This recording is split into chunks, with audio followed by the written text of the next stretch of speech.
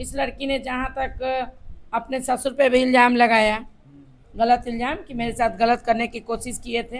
Hello नमस्कार। अभी आप देख रहे हैं सपोर्ट बिहार। तो अभी हम मौजूद है अखिल भारतीय अपराधी विरोधी मोर्चा के ऑफिस में और हमारे साथ प्रदेश अध्यक्ष जो है नीरू मैम जी मौजूद हैं।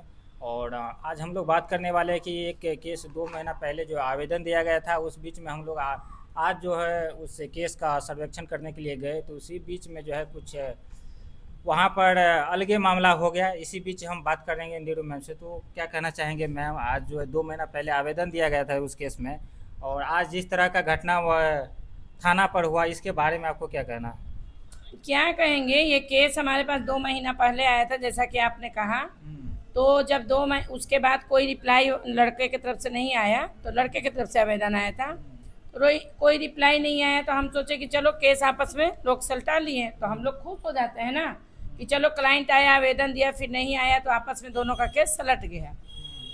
डायरेक्ट एक वैग लड़का पर्सन आता है हमारे पास और पूरा रोने लगता है, उसकी सास, उसकी माँ और वो लड़का। तो उस एवज में हम लोग गए थे, पुनपुन थाना का ये केस है। पुनपुन थाना गए तो सर ने बोला कि मैं लड़की वाले को यहीं बुला देता हूँ।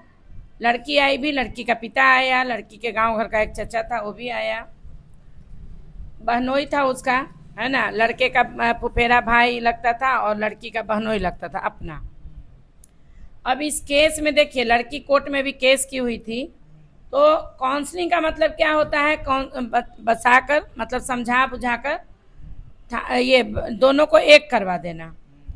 तो हम पहले सर लोगों ने बात की, लड़की ने तरह तरह के इल्ज़ाम लगाए कि हमारे साथ मारपीट किया जाता था, हमारे साथ ये किया जाता था, हमारे साथ वो किया जाता था, है ना।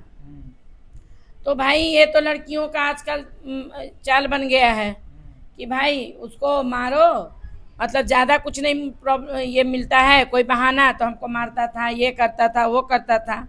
इस लड़की ने जहाँ तक अपने ससुर पे भी इल्ज़ाम लगाया, गलत इल्ज़ाम कि मेरे साथ गलत करने की कोशिश किए थे।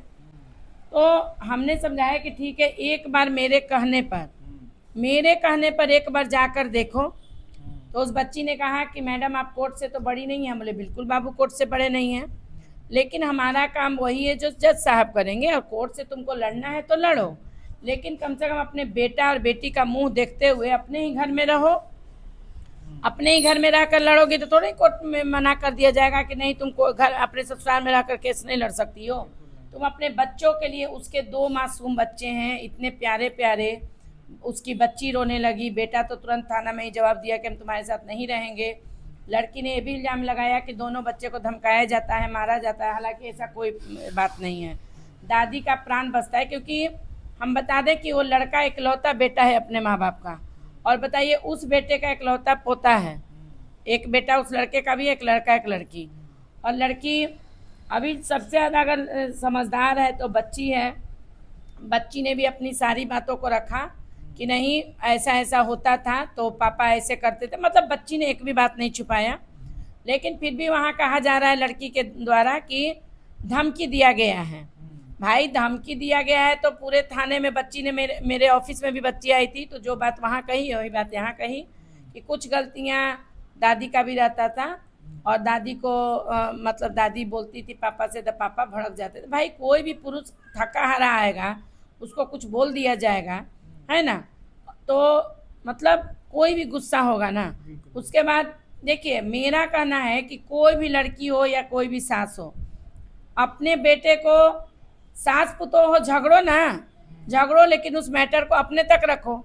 क्या जरूरत है मेरा पति आए तो कहे, मेरा बेटा आए तो कहे, है ना, रिश्ता वहीं बिगड़ता है।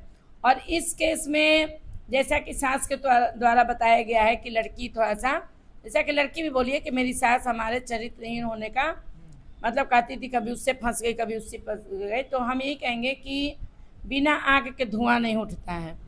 और एक बात, अगर कोई भी महिला कितना भी कठोर हो, अगर उसके अपने बच्चे से प्यार रहेगा ना, तो वो सब कुछ मैनेज कर सकती है। और कह रही कि 18 साल से मैं प्रताड़ना सह रही हूँ। जो लड़की 18 साल से प्रताड़ना सहेगा वो मर जाएगा। हालांकि उसके देखने से तो नहीं लगा, जो थाने में हंगामा वो लड़की की, और तो भाई तुम लड़की होकर हंगामा करोगी तो कोई पुरुष हाथ में चूड़ी तो नहीं पहने रहेगा। तो हम लोग के देखिए इस केस में बस यही पता चला, लड़की आजकल जैसा हो ही रहा है, हमारे पास एक नहीं 50 केस है लड़की का भाई भी धमकी दिया था। हाँ, लड़की का भाई, जैसे मैंने कॉल किया ना, मैंने कॉल किया था तो लड़की के भाई ने धमकी लड़का को दिया।